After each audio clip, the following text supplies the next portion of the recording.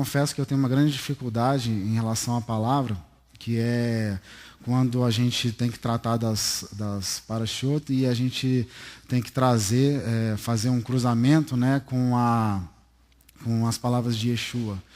Porque Yeshua, ele viveu a Torá de uma maneira, ensinou, né, a viver a Torá de uma maneira correta, de uma maneira extremamente simples.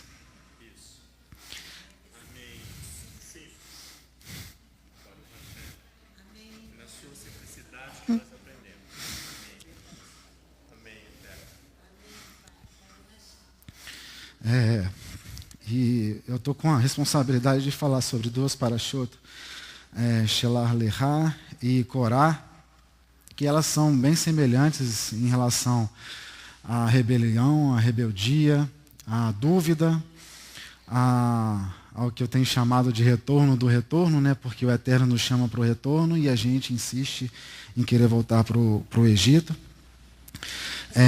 E parte disso ele tem nos admoestado que acontece por conta da questão da ansiedade. Assim como nós temos orado todos os dias, em Mateus 6, 24 a 34, peço para que vocês abram lá para a gente ler novamente.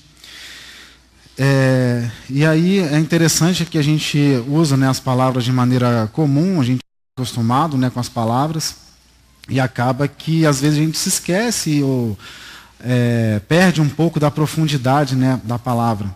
Ansiedade é a aflição do espírito, por receio que uma coisa suceda ou que ela não suceda. É um sofrimento de quem espera o que é certo de vir. É também impaciência. E tudo que a gente vai ver hoje tem relação com impaciência, tem relação com ansiedade, que Yeshua explicou nesses versículos de maneira sublime, e que comporta duas paraxás inteiras. E vamos fazer a leitura novamente. Mateus 6, 24 a 34. Ninguém pode servir a dois senhores. Ou há de odiar a um e amar o outro, ou se devotará a um, ou desprezará o outro. Não podereis servir a deuses e às riquezas. Por isso vos digo, não andeis ansiosos pela vossa vida, quanto ao que haveis de comer ou beber, nem pelo vosso corpo, quanto ao que haveis de vestir. Não é a vida mais do que alimento, e o corpo mais do que o vestuário? Olhai para as aves do céu, não semeiam, não colhem, não ajuntam em celeiros, e contudo o vosso Pai Celestial as alimenta. Não tendes vós muito mais valor do que elas? Qual de vós poderá, com as suas preocupações, acrescentar uma única hora ao curso da sua vida? Quanto ao vestuário, por que andeis ansiosos? Observai como crescem os lírios do campo. Eles não trabalham nem fiam. Eu, porém, vos digo que nem mesmo Salomão, em toda a sua glória, se vestiu como qualquer deles. Se Elohim assim veste a erva do campo, que hoje existe e amanhã é lançada no forno, não vestirá muito mais a vós, homens de pequena fé? Portanto, não andeis ansiosos dizendo, que comeremos, que beberemos, ou com que nos vestiremos? Pois os gentios procuram todas essas coisas. De certo, vosso Pai Celestial bem sabe que necessitais de todas elas, mas buscai primeiro o seu reino e a sua justiça, e todas essas coisas vos serão acrescentadas. Portanto, não andeis ansiosos pelo dia de amanhã, pois amanhã se preocupará consigo mesmo. Basta a cada dia o seu próprio mal. Então, Yeshua, ele exorta a nós a termos cuidado com essa preocupação excessiva em relação ao dia de amanhã, que é próprio, né, como ele afirmou, em relação aos povos que não têm a Torá, os povos que não tiveram a experiência com o Eterno. E não por coincidência, né, a gente muitas vezes não acredita nisso, eu estive aqui para falar em Êxodo 32, no pecado do bezerro de ouro, quando Moisés teve que intervir para que o povo não fosse eliminado. E naquela oportunidade eu citei justamente Shelar Lerá por conta da intervenção que Moisés teve que fazer também para que o povo não fosse eliminado. E aí, naquela situação, eu tinha comentado que o povo, ele, na época do bezerro de ouro, ele fez aquele pecado mais ou menos uns 4 meses depois que saiu do Egito. Se a gente for usar de alguma benevolência, a gente pode até entender que o povo ainda não tinha a Torá, não tinha conhecido, não tinha experiência. E aí, de lá até entre a chegada, né, do povo ao Sinai, isso aconteceu, um fato histórico, né, que aconteceu lá em Êxodo 19, a gente tem desde lá até aqui um relacionamento próximo do Eterno com seu povo, onde ele tem ensinado, onde ele tem passado os seus estatutos, onde ele tem exortado, onde ele tem dado exemplos e o povo resistido. Então, vale a pena a gente ter atenção, porque a gente consegue compreender que por conta dessa questão da ansiedade, esse povo pecou novamente em relação à questão do pecado em relação aos espias, já depois quase 1 ano da saída do Egito, depois de toda essa experiência. Então passou tempo e a questão do Egito, a vida, né, do Egito, o alimento do Egito, as vestes no Egito, a vida no Egito ainda estava vivo, né, no sabor, no paladar do povo de Israel. E eles insistiam em retornar para lá. Shelar Lerá, ele contém um relatório dos espias enviado às terras de Canaã, como a gente viu hoje pela manhã com o Roberto. O último fato histórico que aconteceu remete a 19 porções atrás, lá em Levítico, em relação à inauguração do serviço sacerdotal, né, no episódio que aconteceu a morte de Nadab e Abiú, lá em Levítico 10. Né? Todas as ocorrências narradas de Levítico 10 até Números 10 se passaram no acampamento do Sinai. Como eu falei, eles chegaram no 3º mês da saída do Egito no acampamento do Sinai, está relatado lá em Êxodo 19. O início do diálogo do Eterno com Moisés, na chegada ao Sinai, já dava o tom do ciclo que se iniciaria com essa chegada ali no Sinai. Vamos lá em Êxodo 19, para que a gente perceba esse tom que o Eterno já preparava Moisés a imprimir em relação ao povo. Êxodo 19, 4-6. Vistes o que fiz aos egípcios, como vos levei sobre asas de águias e vos trouxe a mim. Agora, se diligentemente ouvirdes a minha voz e guardardes a minha aliança, sereis a minha propriedade peculiar dentre todos os povos, embora toda a terra seja minha. Vós me sereis reino sacerdotal e nação santa. São essas as palavras que falarás aos filhos de Israel. Não tem nenhum condicional aqui. Ele falou que tudo isso iria acontecer, tudo isso aconteceu, não obstante a resistência se fez ali. Esse era o tom. Chegaram ao Sinai, 3 meses depois da saída do Egito, 1 mês depois pecaram em relação ao bezerro de ouro, e esse foi o tom durante praticamente um ciclo de 1 ano, até a gente chegar na paraxá de hoje. Então, as últimas 19 parashot de Itro, né, Jetro, a Birhaloterra, quando ascenderes, então de Êxodo 19 até Números 12, descrevem acontecimentos e ordenanças recebidas pelo nosso povo aos pés do Monte Sinai durante um intervalo de um ciclo de 1 ano. Foi um período crucial onde o nosso povo recebeu seus procedimentos a respeito da função sacerdotal que possui sobre toda a humanidade. Então, essa função sacerdotal, qual é? Trazer a criação à presença do próprio Criador. Então, o Eterno cria toda a humanidade, cria o mundo, os animais, toda a humanidade, todo o povo, e ele escolhe a nós, ele escolhe esse povo. Começou com os nossos pais, e o objetivo dessa nação é ser uma nação sacerdotal, ou seja, prestar um serviço de relacionamento entre o Elohim Criador e toda essa criação.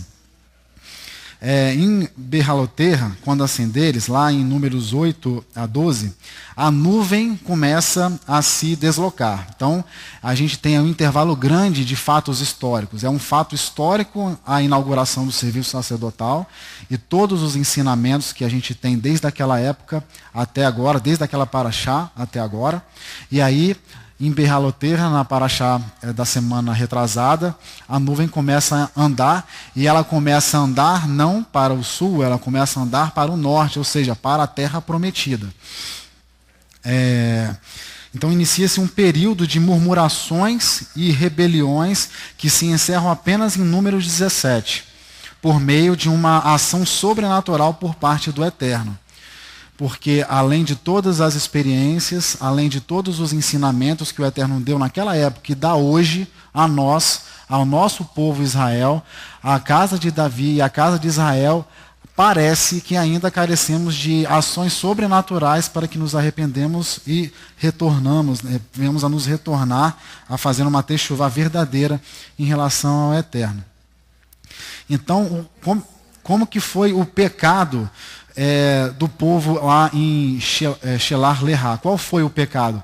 Como a gente viu hoje pela manhã, eles ignoraram a experiência que tiveram com o Eterno e deram ouvidos aos espias com um mau testemunho e condenaram a Caleb e a Josué ao apedrejamento. Houve essa condenação.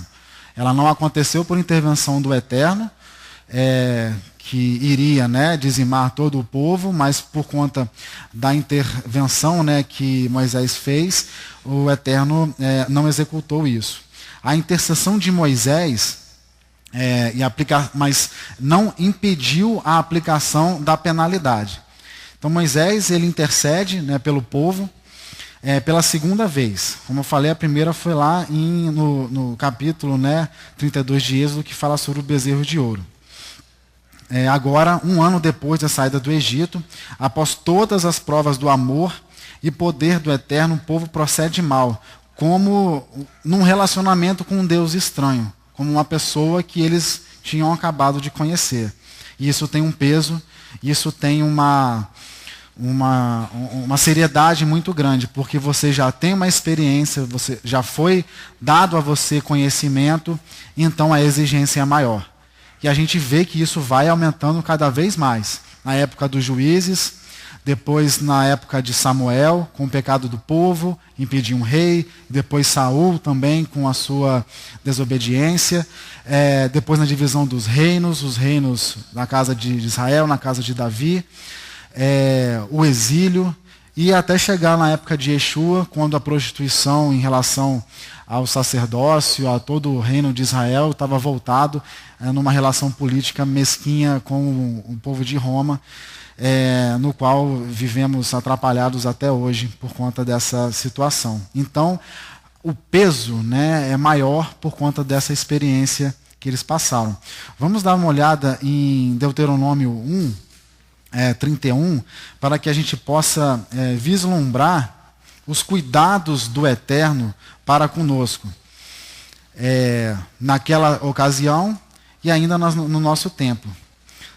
Deuteronômio 1:31 diz o seguinte: também no deserto vistes que o Eterno vosso Elohim vos levou como um homem leva o seu filho, por todo o caminho que andastes até chegastes a este lugar. Então foi uma condução amorosa, cuidadosa, paciente, carinhosa. E teve correção? Teve. Teve juízo? Teve. Porque o Eterno admoesta e ele julga, ele corrige aos filhos, porque ele ama. O julgamento do Eterno é bom. Temos aprendido, nosso pastor Isaac vive dizendo isso, que o povo de Israel clama o juízo sobre ele, enquanto os gentios, eles abominam o juízo, eles renegam o juízo, eles não querem saber sobre juízo, não querem saber sobre o peso do eterno sobre si. Punitiva. Exatamente. Uhum. Exatamente. Mistificaram a questão do juízo, assim como mistificaram a morte, assim como mistificaram o tempo que nós temos nessa terra. Tudo isso rouba, né? É aquela questão que eu falei naquela oportunidade, é a questão dos conceitos. Se traz um conceito de juízo, não julgueis para não ser julgado. Não pratique o erro, não faça você o erro, mas você tem que admoestar o seu irmão, senão ele vai permanecer no erro. Então a gente precisa superar algumas dessas situações. O apelo de Moisés lá em Números, peço para que vocês retornem lá, eu destaco 4 versículos, versículo 13, 14, 16 e 19. Então, nessa oportunidade, Moisés ele admoesta, ele intercede pelo povo, apelando em relação ao conhecimento que os povos da terra tinham sobre a retirada de Israel do Egito. Números 14, 13.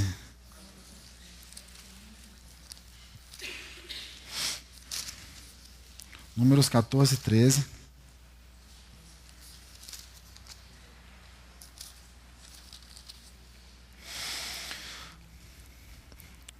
Então respondeu Moisés ao Eterno: os egípcios ouviram que com a tua força fizeste subir este povo do meio deles, e o contarão aos moradores dessa terra.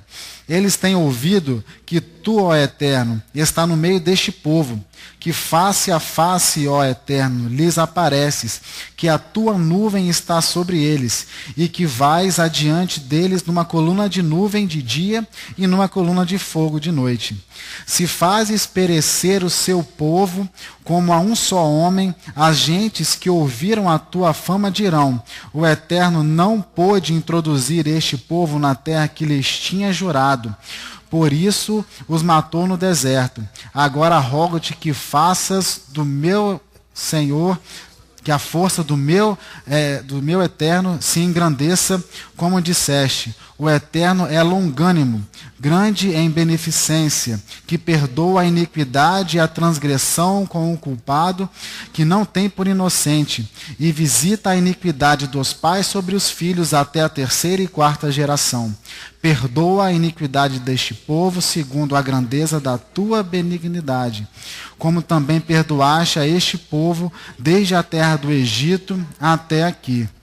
Então, ele apela em relação ao conhecimento que o povo tinha já sobre o relacionamento do Eterno com o seu povo. E em relação à promessa que já tinha sido feita. Ele faz esse apelo diante do Eterno. Então, o Eterno, ele atende, ele concede o perdão ao povo, mas não ao pecador individual. O que ele quer dizer com isso? Ele adquiriu renome, né, por meio do povo de Israel. O povo de Israel permanece, mas aqueles que pecaram foram punidos no deserto. Então, o pecado deste pecador individual recebeu a devida punição. Assim como Elohim sentenciou em Êxodo 32, lá no pecado do bezerro de ouro, versículo 33, quando disse que aquele que pecar contra mim, este riscarei do meu livro. Então, aqueles que pecaram na situação dos espias, eles foram expostos e eles pereceram no deserto ficaram. A reincidência e os reiterados levantes do povo contra Adonai resultou na pena de que a posse da terra prometida se cumpriria apenas para a próxima geração. Em relação a essa paraxá ainda, Shelar Lehá, a gente teve a situação do arrolamento dos espias, né? Que foi um evento também. E aí a gente vê lá em Números, né, 14, que o Eterno diz que envia para ti. Só que esse entendimento ele é completo lá em Deuteronômio 1, no capítulo 1, de 19 a 22. Eu peço para que vocês abram suas Bíblias lá em Deuteronômio 1.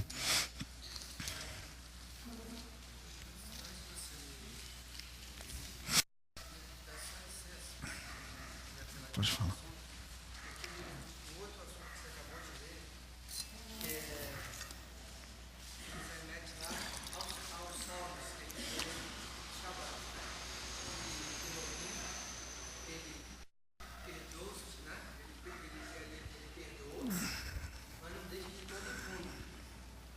Isso. Isso aí.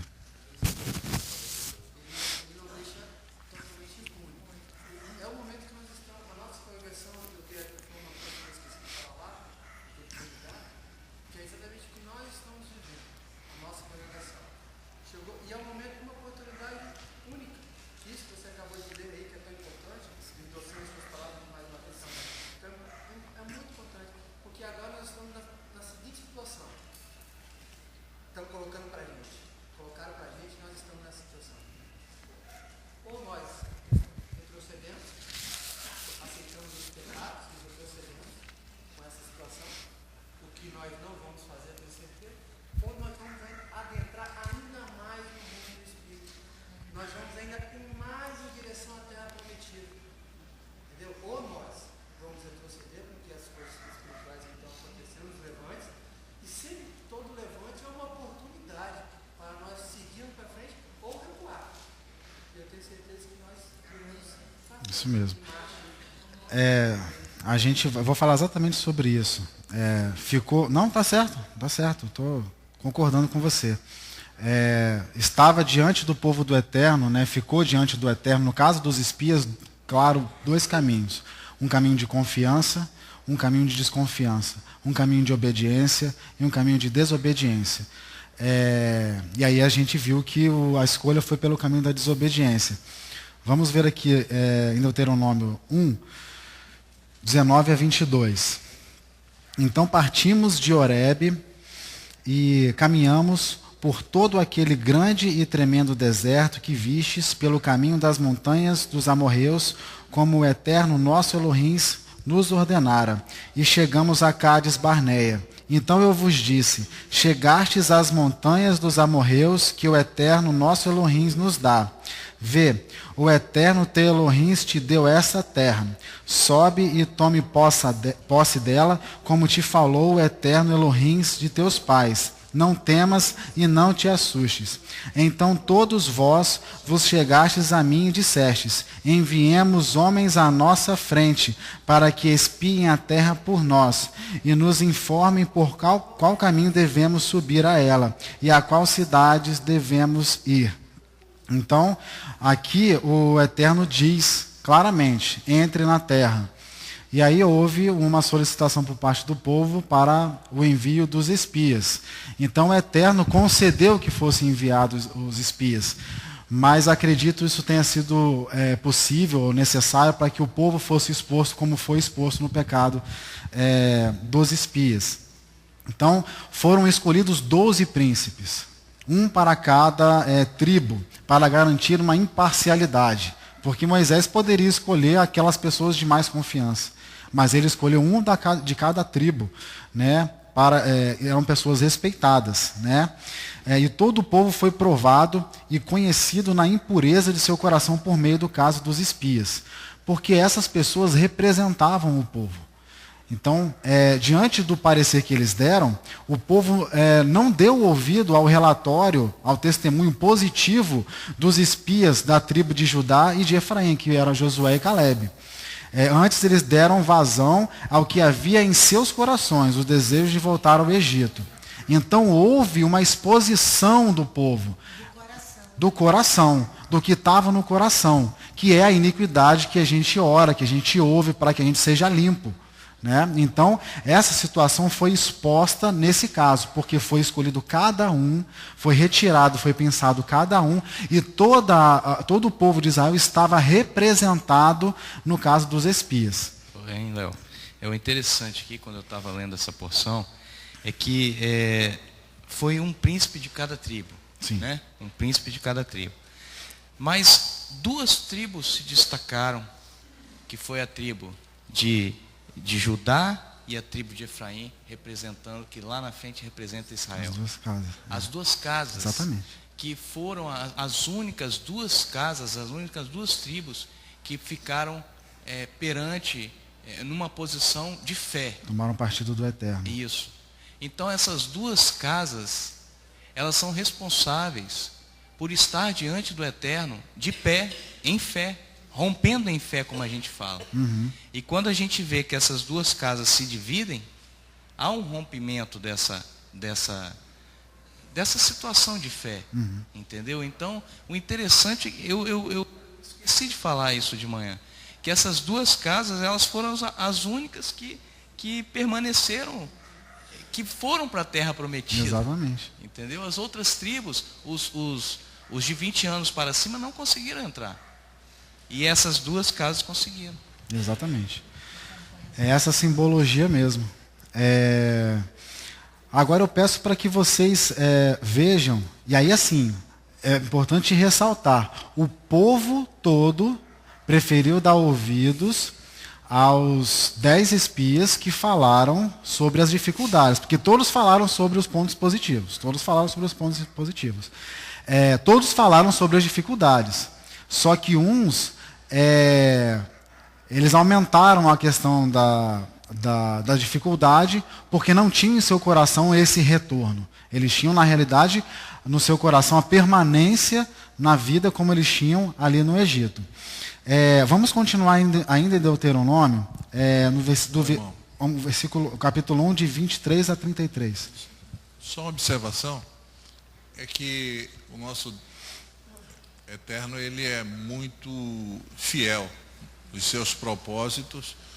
E o interessante é que enquanto os 10 rejeitaram a soberania e o poder dele, os 2 fiéis que foram Josué e Caleb, o Senhor cumpriu na vida deles tudo aquilo que ele havia prometido. Amém.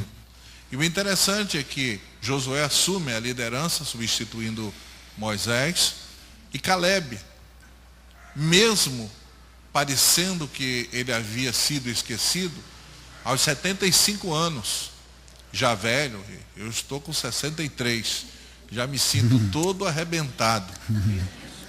Ele com 75 ainda tem muito fruto para dar. Ele faz um desafio e cobrança a Josué. Uma cobrança séria. Porque ele não pede, eu quero os guerreiros da Baixada, mas eu quero os gigantes lá da montanha, os amorreus. E o Senhor os entregou na mão dele. Então, a dificuldade quem cria somos nós. Sim, totalmente. Nós é quem criamos barreiras, nós é quem criamos dificuldades, mas aquilo que o Senhor, ele promete, ele cumpre. Eu velo por minha palavra para a cumprir. É isso mesmo. Então é nisso que eu me alegro, porque o gigante pode ser grande, pode fazer muito barulho, mas do jeito que ele é grande, a queda é maior. Isso mesmo. E o Israel, ainda que pequenino, bichinho de Jacó, ele é vencedor em todas as circunstâncias. Amém. É isso mesmo. Em Deuteronômio 1, 23 a 33, vamos seguir. Isso me pareceu bem, de modo que tomei dentre vós 12 homens, um de cada tribo.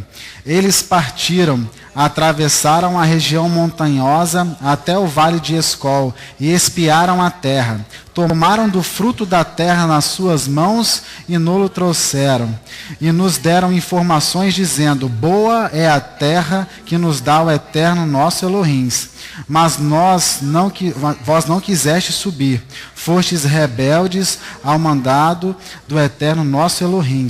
Murmurastes nas vossas tendas e dissestes, o Eterno nos odeia, pois nos tirou da terra do Egito para nos entregar nas mãos dos amorreus e nos destruir.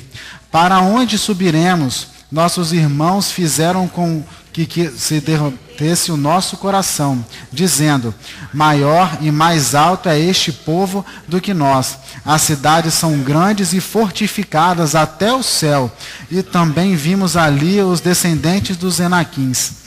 Então eu vos disse, não vos espanteis, nem os temais. O Eterno, vosso Elohim, que vai diante de vós, combaterá por vós, conforme tudo que fez convosco, diante dos vossos olhos no Egito.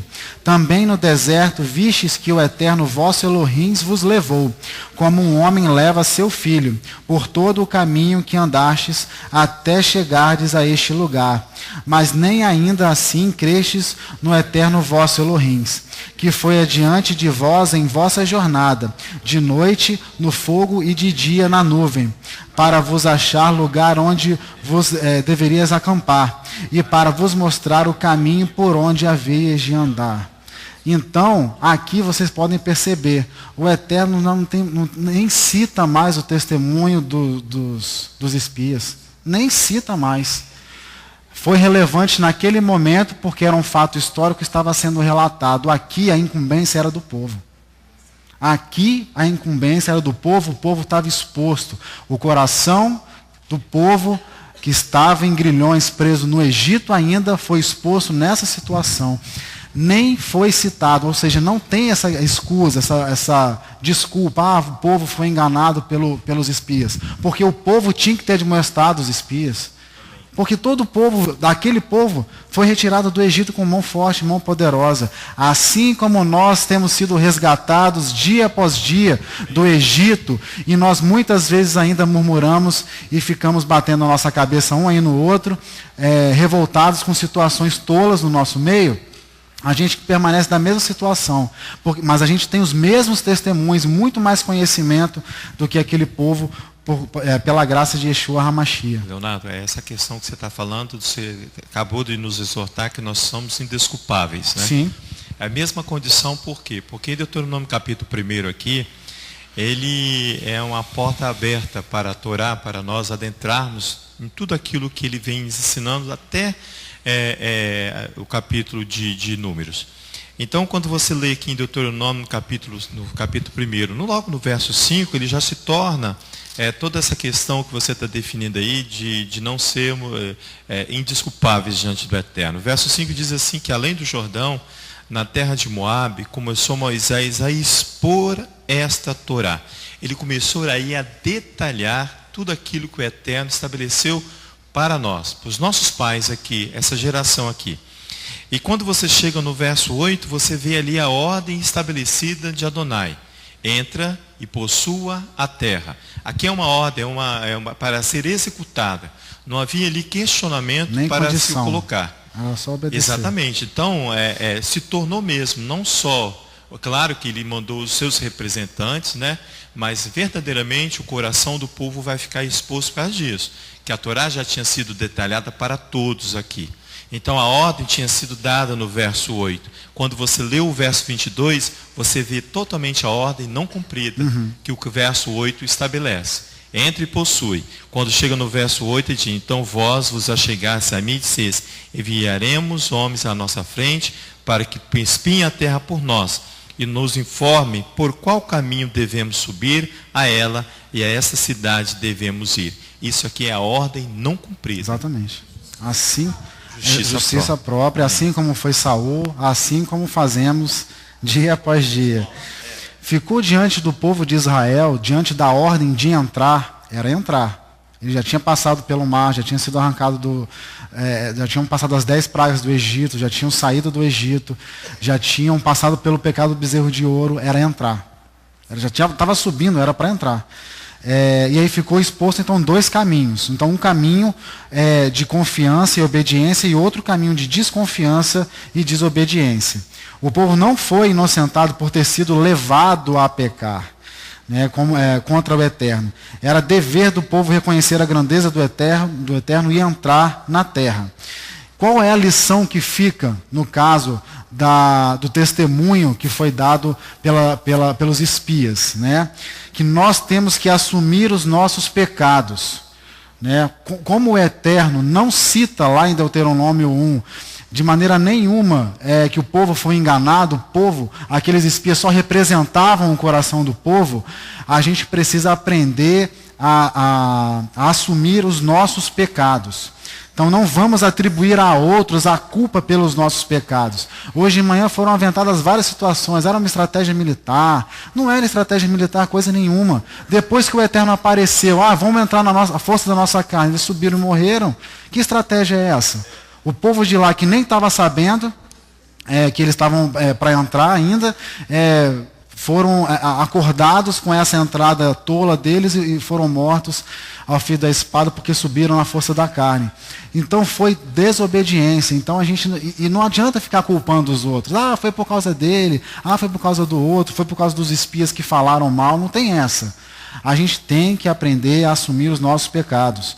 Então a gente não pode atribuir os outros a nossa culpa. Esse é um princípio básico e inicial para aceitarmos a correção e nos vermos livres dos nossos pecados. Esse é o princípio básico do retorno, essa doutrina bíblica que a gente tem batido dia após dia em relação ao retorno. O princípio básico do retorno pressupõe reconhecer que somos falhos e pecadores, que a gente vai ser, que a gente está sendo humilhado na nossa força, no nosso intelecto, nas nossas finanças, na nossa saúde, em todas as situações onde nós temos um Deus, a gente está sendo testado e está sendo experimentado. Assumir nossas responsabilidades sobre os nossos maus procedimentos. Onde procedemos mal, assumamos as nossas responsabilidades. Confessar os nossos pecados. Clamar pelo juízo do Eterno sobre nós, para sermos purificados pela palavra. Como o Roberto falou, a gente tem aí uma falsa impressão, por causa de um conceito deturpado de juízo. O juízo do Eterno é para a vida. A palavra do Eterno é uma faca de 2 gumes que mata e faz viver. Então ela não é simplesmente para a morte. Exatamente, se muitos morreram aqui, se muitos ficaram para trás aqui, é porque eles deram possibilidade, mas o povo de Israel continuou. Eles deram possibilidade que essa palavra chegasse até nós, que o plano do Eterno viesse até nós, e a gente pudesse ver a estrela de Davi brilhar por intermédio de Yeshua HaMashiach. Isso se deu pelo plano do Eterno por causa dessas mortes aqui, e por causa das nossas dificuldades na vida de cada um de nós. Então, e além de clamar por esse juízo, para que a palavra nos purifique, aceitar esse juízo com humildade. Aceitar, nos colocarmos nos nossos devidos lugares, submeter os nossos conceitos. Exatamente. E aí eu peço para que a gente abra no primeiro masquil de Davi, lá no Salmo 32. Oi, irmão.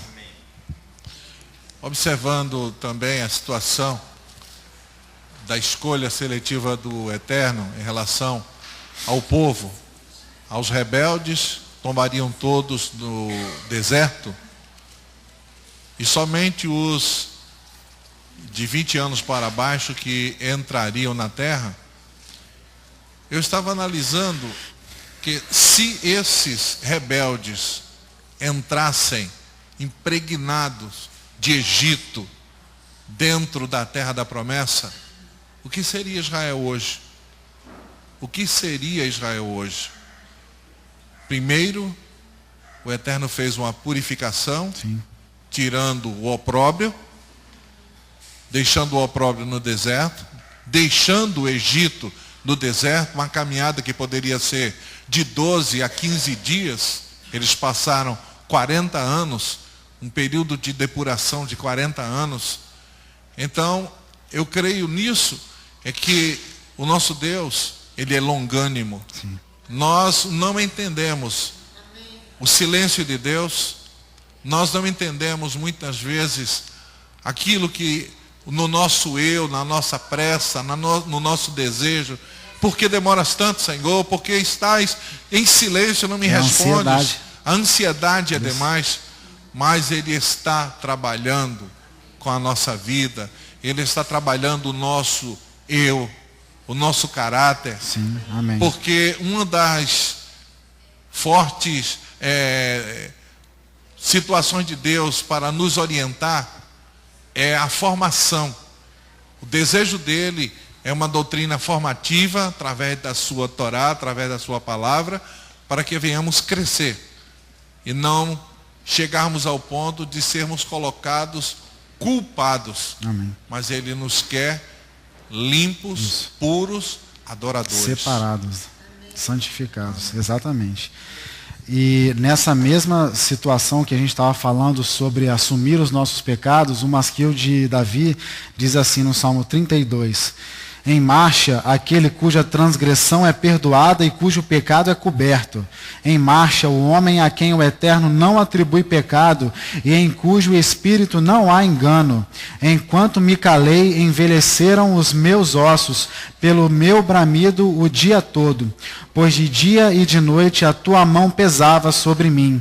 O meu humor se tornou em sequidão de estio. Isso é Davi falando até aqui. Agora entra o Eterno. Confessei-te o meu pecado e a minha maldade não encobri. Disse, confessarei ao Eterno as minhas transgressões, e tu perdoaste a culpa do meu pecado. Pelo que todo aquele que é santo orará a ti, há tempo de te poder achar, até no transbordar de muitas águas. Estas a ele não chegarão. Tu és o lugar em que me escondo. Tu me preservas na angústia e me cinges de alegres cantos de livramento. Ah não, agora eu falei errado, agora que entra o Eterno. Instruir-te-ei e ensinar-te-ei o caminho que deves seguir.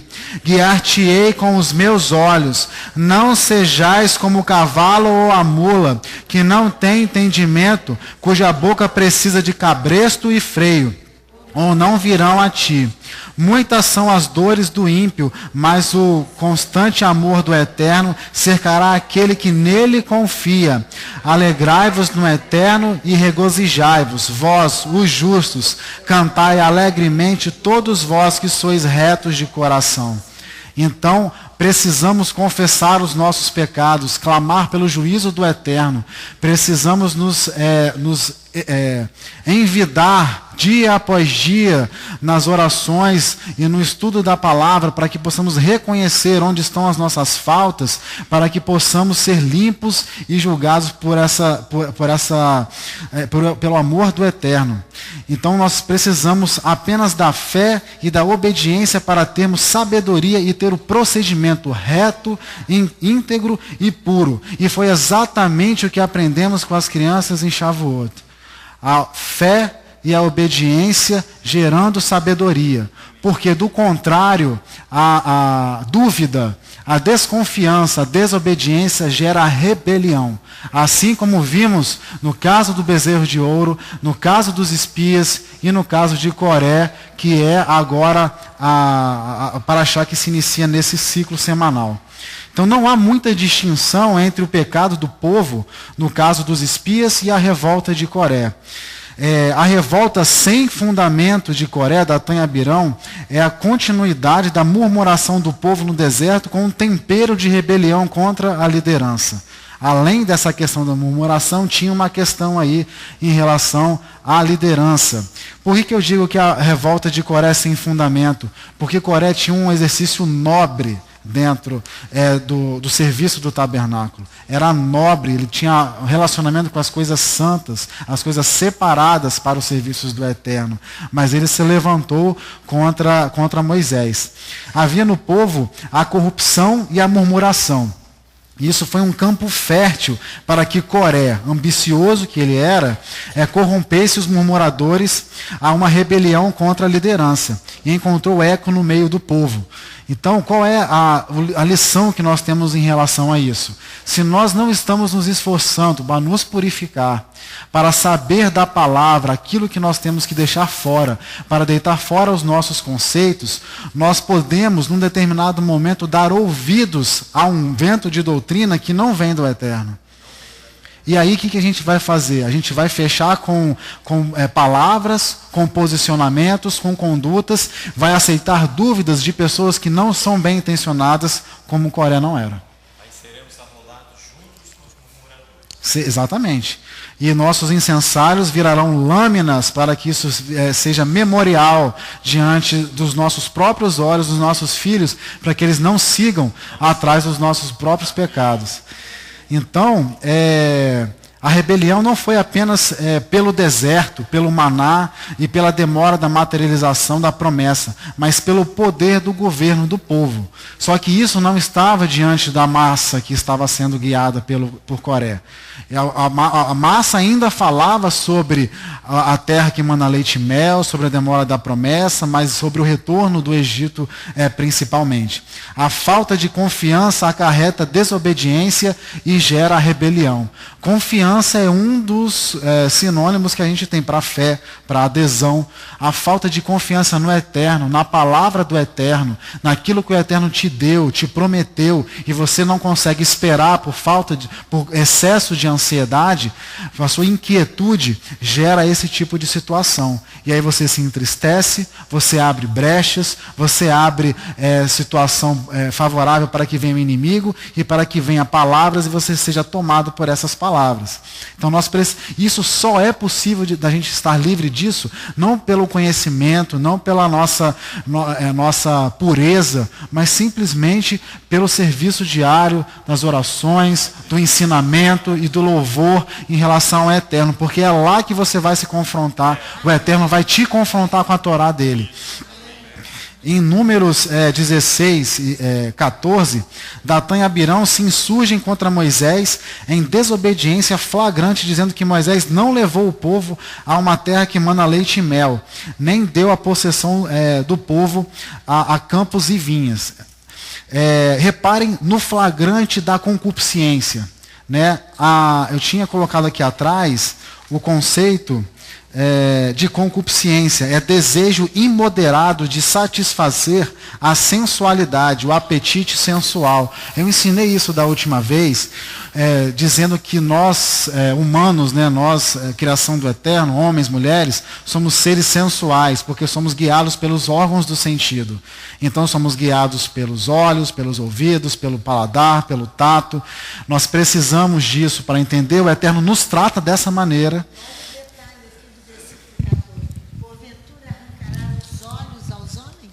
Exatamente. A estes homens, porventura, arrancarás os olhos a estes homens. Ele estava dizendo arrancará um órgão sensual. Exatamente. Porque eles estavam no deserto, não estavam vendo a terra que mana leite e mel, não estavam pegando nos frutos, não estavam comendo, não estavam folgando, porque você cria um conceito. Vou entrar na terra prometida, vai ficar tudo tranquilo. Descansar, sem trabalho. Pois não?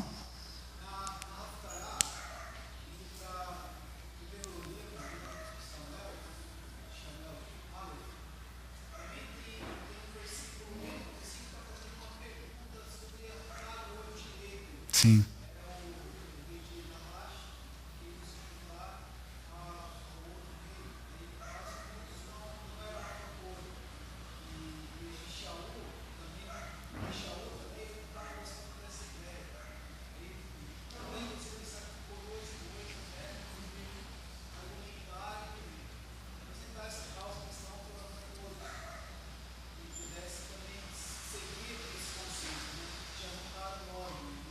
Isso mesmo.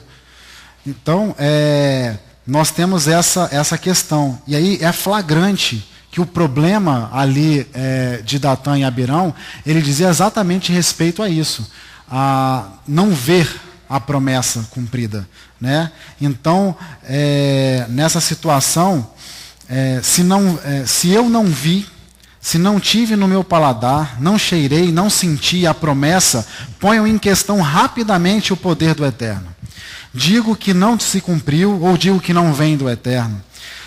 Então, algo diferente preciso fazer para satisfazer meus desejos, baseado nos meus conceitos. E aí, isso é o campo fértil para a rebelião. Então, todos os rebeldes foram consumidos e seus incensários transformados em memoriais sobre a ordem imposta pelo Eterno, para a lembrança da necessidade da obediência e submissão ao Eterno e à sua palavra, para não dar lugar à rebeldia.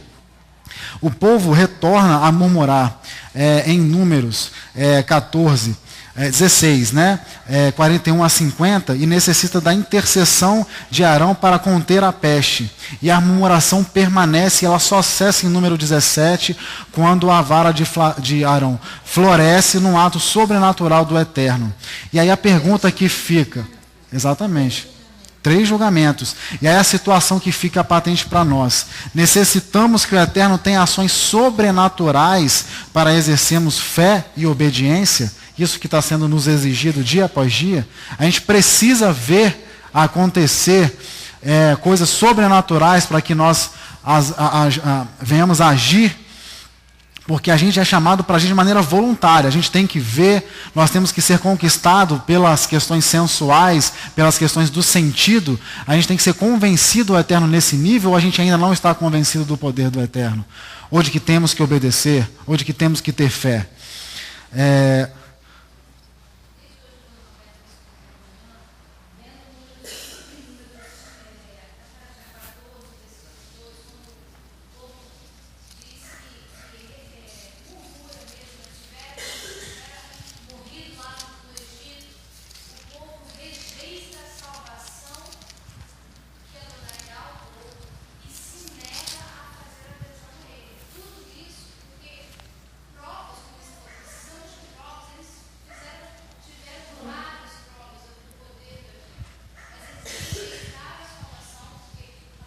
Sim.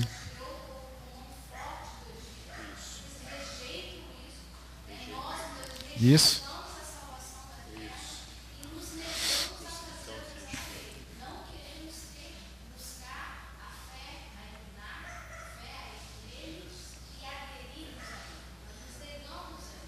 São 2 caminhos que são colocados diante de nós. O caminho da obediência e o caminho da desobediência. Da morte e da vida. Aqui nós visualizamos 2 condutas diferentes. Lá em Números, em Shelah Lehá, a gente vê a incredulidade do povo. E aqui, incredulidade principalmente daqueles espias que subiram para ver. Coré, Datã e Abirão não foram os espias. Eles não subiram para ver. Né? Coré, Datã e Abirão procederam de uma outra forma. Se rebelaram, se encheram de presunção e se rebelaram contra Moisés e contra Arão. Então nós temos aqui 2 situações distintas, sim, mas que, se você for ver, as 2 situações elas atraem o mesmo juízo de Adonai. Não é verdade? Sim. Tanto aqueles espias que foram incrédulos, que morreram, quanto Coré, Datã e Abirão, que também morreram pela prática da sua rebelião. Exatamente. Então, são situações distintas, mas que atraem o mesmo juízo de Adonai, a severidade do mesmo juízo. E o interessante é que, quando Moisés clamou ao Eterno ali, na Parashá Shelah Lehá, ele clamou ao Eterno para livrar, para perdoar e livrar o povo. Aqui não. Aqui não houve isso. Foi uma situação diferente. Não é verdade? Sim. E lá o perdão foi dado, mas a consequência permaneceu. É como Davi. Quando Davi teve aquele filho, né, com Betseba, ele pecou, ele teve o perdão do seu pecado, mas a consequência foi dura, foi severa, e permaneceu durante toda a vida, né? Nunca mais se apagará. Aqui, o povo, para entrar na Terra Prometida, teve que esperar 40 anos. Sim, um dia Mais para cada 40 anos. um ano para cada dia de expiação. Não era para ir. Quer dizer, o pecado que se comete, ou você morre, ou a sua consequência permanece de geração a geração. E é por isso que nós falamos de manhã da quebra da maldição. Porque se meu pai errou, eu sou fruto de um erro. Eu sou fruto de um erro. Talvez as pessoas não saibam, mas eu sou fruto de um erro. Meu pai me teve fora de um relacionamento. Então, se eu não quero aceitar esse erro, o que eu tenho que fazer? Eu tenho que retornar aos princípios estabelecidos por Adonai, porque eu não quero cometer o mesmo erro do meu pai. Sim. Eu não quero ser participante com ele nesse erro. Nisso aí, inclusive, eu peço para que vocês abram lá em 1 Samuel 12, que é a Haftará da porção Corá. E aí, eu vou passar, já passou um pouquinho, gente, mas eu já estou concluindo. No versículo 19, diz assim, 1 Samuel 12, 19. A Haftará é o 12 praticamente todo, né? Ele é muito bom de ler, eu até oriento, né, a fazer essa leitura, que nessa situação aqui o povo clamou para ter um rei. Olhando, sensualmente, olhando para os povos em volta, todos os povos tinham reis e eles queriam um rei sobre si. Porque eles não consideravam que ter um sumo sacerdote obediente era suficiente e um eterno Elohim também que era suficiente. Isso não era suficiente. Eles queriam, porque queriam um rei sobre si. E aí foi Saul aquele que eles escolheram.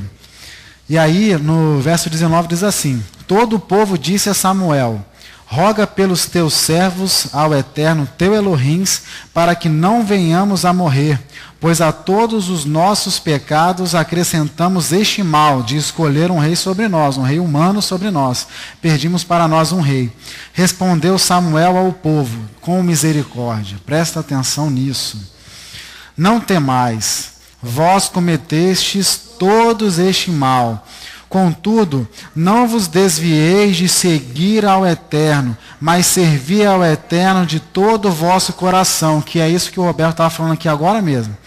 Não vos desvieis atrás de ídolos vãos, para nada vos aproveitam, nem poderão livrar-vos, porque são inúteis. O Eterno não desamparará o seu povo, por causa do seu grande nome, porque aprouve ao Eterno fazer-vos o seu povo. Quanto a mim, longe de mim que eu peque contra o Eterno, deixando de orar por vós. E eu vos ensinarei o caminho bom e direito. Olha a função do sacerdote. Olha a função do sacerdote. Não vou deixar de orar por vós, dia após dia. Não vou deixar de orar por vós, dia após dia. E mais, e eu vos ensinarei o caminho bom e direito. Essa é a função do sacerdote, essa é a função da nação sacerdotal. Tão somente temei ao Eterno e servi-o fielmente de todo o vosso coração.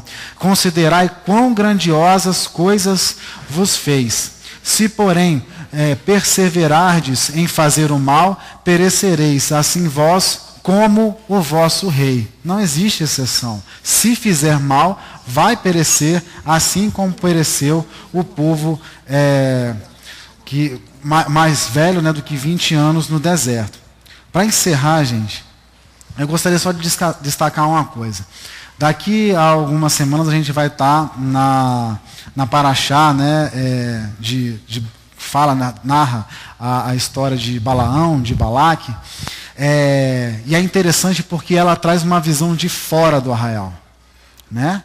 Isso era a visão de dentro, conturbado, difícil, gente murmurando, as pessoas lá dentro vendo essa situação, alguns obedientes, outros rebeldes, uns já com a promessa de entrar, outros já condenados a ficar. Mas essa é uma visão de dentro, das pessoas que não estavam conseguindo ver o plano do Eterno, ou não estavam conseguindo ver o que ele estava fazendo. É importante lembrar que no começo de Números, ele bota ordem nas tribos.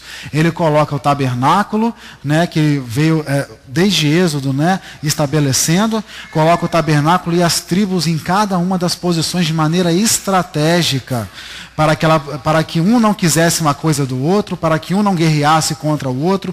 E isso é ordem. Ele coloca ordem no povo. Ele coloca ordem no povo. E aí isso de fora tem um impacto. Vamos ver lá em Números 24, para a gente terminar.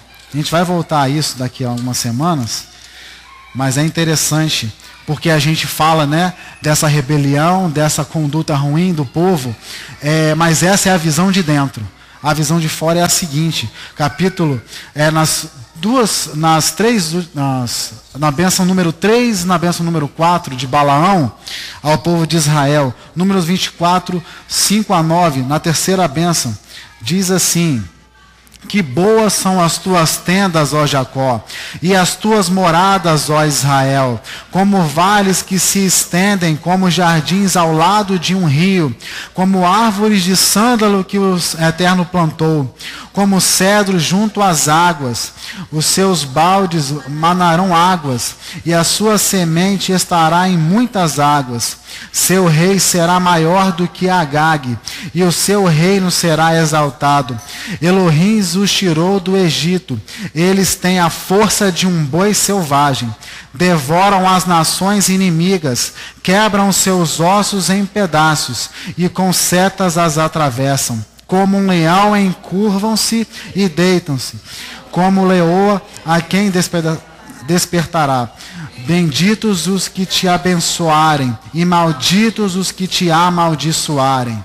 Como um leão se encurva, ele tem um local, porque o Eterno disse que eles têm um local. Ele se encurva. Quem é que vai tirar o leão do lugar? Quem é que vai tirar o leão do lugar? Não há quem tire o leão do lugar. Então, essa é uma visão de fora. Uma visão de fora. Lá dentro, a turbulência, a murmuração, o pecado, a obstinação, a promessa, a povo escolhido, a obediência também. Mas de fora, as nações de fora, vem a ordem que o Eterno põe ao seu povo. É isso que nós temos que ver. O Eterno põe ordem no seu povo. E por fim, ele vê, lá em Números, também 24, 17 a 19, a quarta profecia de Balaão. Vê-lo-ei, mas não agora. Contemplá-lo-ei, mas não de perto. Uma estrela procederá de Jacó, e de Israel subirá um cetro que quebrará as têmporas de Moabe, e destruirá todos os filhos de Sete. Edom será conquistado, e Seir, seu inimigo, também será conquistado. Mas Israel fará proezas. Um dominador sairá de Jacó e destruirá os sobreviventes da cidade. Quem é o cetro do Eterno? Yeshua HaMashiach, a estrela que se levante. Bishem Adonai, bendito é aquele que vem. Baruch haba, Bishem Adonai, que vem em nome de Elohim. Vem agora, Elohim, e habite no seu templo, Adonai, com a arca do seu poder. Então nos regozijaremos, estando assim vestidos com sua justiça e celebrando seu amor. Baruch haba, Bishem Adonai, bendito é aquele que vem. Baruch haba, Bishem Adonai, que vem em nome de Elohim, que vem em nome de Elohim. Eterno, em nome de Yeshua HaMashiach, queremos glorificar o teu santo nome pela ordem que o Senhor coloca na sua casa. Faça isso conosco, ó Pai. Não importa as nossas limitações, não importa o que nós vemos, não importa o que ouvimos, ó Pai. O que importa é a manifestação do seu querer no meio de nós. Não esconda a tua palavra de nós, ó Pai, mas nos alimente na medida daquilo que nós aguentamos para compreender.